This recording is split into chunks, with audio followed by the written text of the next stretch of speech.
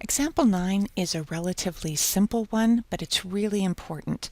We need to check our work and do a little bit of quality control when we start out, throughout the process, and after we've finished. Whenever we're transcribing or indexing work, we need to check the rows of data at random points because you're going to find when you're doing this type of work, you're going to make mistakes. I always check my work as I finish each page, so I make sure that it's all in order and that I've lined everything up. I also make sure at the end of the day that I have gone through and confirmed that that data entry is correct. And certainly before you leave an archives or a library or any distant research facility that you've gone to, especially if you're not going to be able to get back to it, make sure you've done some quality control on your manual data entry. You're going to want to watch for a couple things: that you have that complete row all together, that you've watched to make sure that your columns always line up, and fix it if they don't. And then finally, you always want to maintain a clean version of any data that you download, export, or manually entered. You want to make your edits and your manipulation to a working copy. Now I'm going to show you that in a little bit better detail when we go through example 10, which is on downloading data. But here in example 9, I'm showing you the new workbook checklist that I put together when I started working with Excel workbooks. And if we scroll through this example 9 for a quality control checklist, you can actually see the various areas that I always make sure that I at least check and make a conscious choice on. So in advanced properties, that includes the title, the subject, and my keywords.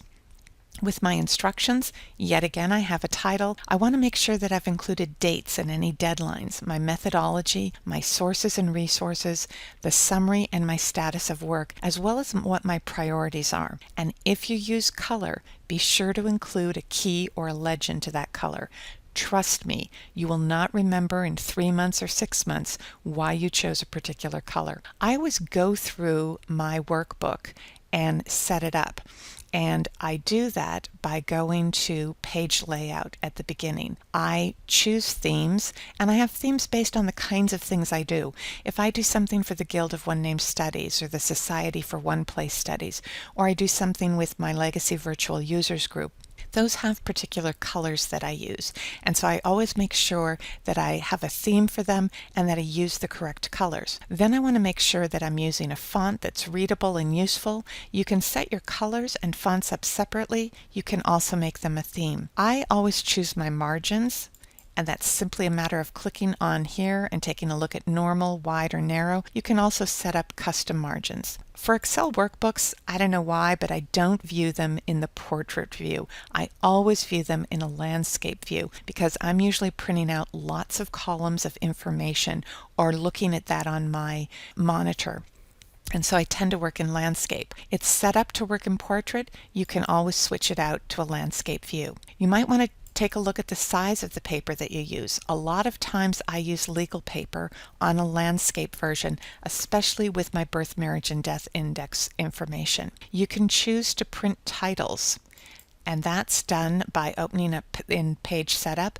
You have your page, your margins, your header and footer, and your sheets. So you can have a print area and rows that you repeat or columns that you repeat on a sheet. That's something to keep in mind. Probably the most important thing with this is to play around with your headers and footers. You can do it here in the page layout, and I find that this is the easiest place to play with that. You can also take a look at your print preview and make any changes that you want. So go through and take a look at this new workbook checklist and then make your choices for anything that you're doing.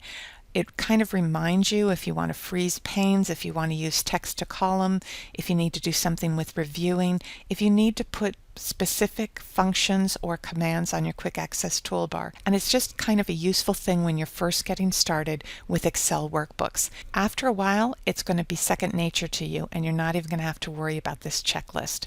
So play around with this checklist, make a copy of it, and make it your own. Now keep in mind, if you wanted to make a copy of any of these sheets in this workbook, you could simply right-click on this worksheet, open it up, and you could move or copy. So you could create a copy of that sheet, which is simply done by clicking on that. You could put it somewhere else in this workbook. You could send it right to the end, or you could put it in a new workbook. Always include a quality control checklist. It could be the second page of your worksheet, following along after instructions, or it could be something that you print out and just check yourself. But it's a useful checklist when you're getting started with Excel workbooks.